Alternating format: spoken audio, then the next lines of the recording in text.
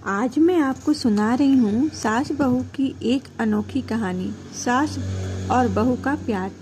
एक अनोखी प्रेम कहानी जहाँ सास और बहू का रिश्ता पारंपरिक सास बहू के झगड़ों से बिल्कुल अलग था। शुरुआत अनन्या शादी के बाद जब पहली बार अपने ससुराल आई तो उसके दिल में सास को लेकर कई तरह के डर थे, लेकिन उसकी सास सुमित्रा देवी रूढ़िवादी सोच से बिल्कुल परे थी। उन्होंने अनन्या का स्वागत बहू की तरह नहीं बल्कि एक बेटी की तरह किया था।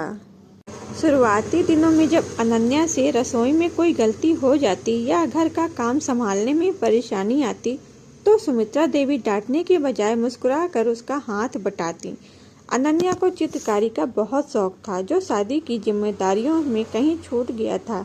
यह बात सुमित्रा देवी ने जान लिया था। उन्होंने न केवल अनन्या का हौसला बढ़ाया बल्कि उसके लिए घर में एक छोटा सा आर्ट स्टूडियो भी बनवा दिया था। जब अनन्या बीमार पड़ती तो सुमित्रा देवी रात रात भर जाग कर उसका ख्याल रखती थी। तो दूसरी तरफ जब सुमित्रा देवी को अकेलापन महसूस होता तो अनन्या उनके साथ बैठकर उनकी पसंदीदा पुरानी फिल्में देखती थी और उनके हर बात मानकर उनकी मन की बातें सुनती थी और समझती भी थी। प्रेम की मिसाल थी वो दोनों। समय के साथ दोनों का यह रिश्ता सिर्फ सम्मान तक सीमित नहीं रहा बल्कि एक गहरे निस्वार्थ प्रेम और प्यार दोस्ती में बदल गया। समाज में जहां लोग सास बहू के किस्सों पर ताने मारते थे, वहीं उन दोनों के इस प्यार को सबसे बड़ा सहारा बना लिया था।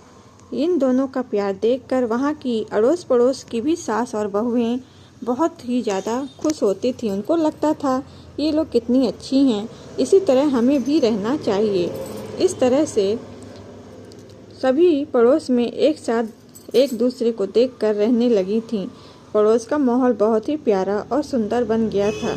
कुछ सासें थीं, ऐसा भी नहीं है, कुछ सासें थीं जो कि अपनी बहू की चुगली बहुत ही बताया करती थीं, जिसे कि सुमित्रा की सास बिल्कुल भी लिफ्ट नहीं देती थी, सुनती ही नहीं थी उनकी बातों को। इन सास बहुओं ने अपनी एक अलग ही प्रेम कहानी बना रखी थी और यह साबित कर दिया कि प्रेम और समझदारी से हर रिश्ता खूबसूरत बनाया जा सकता है।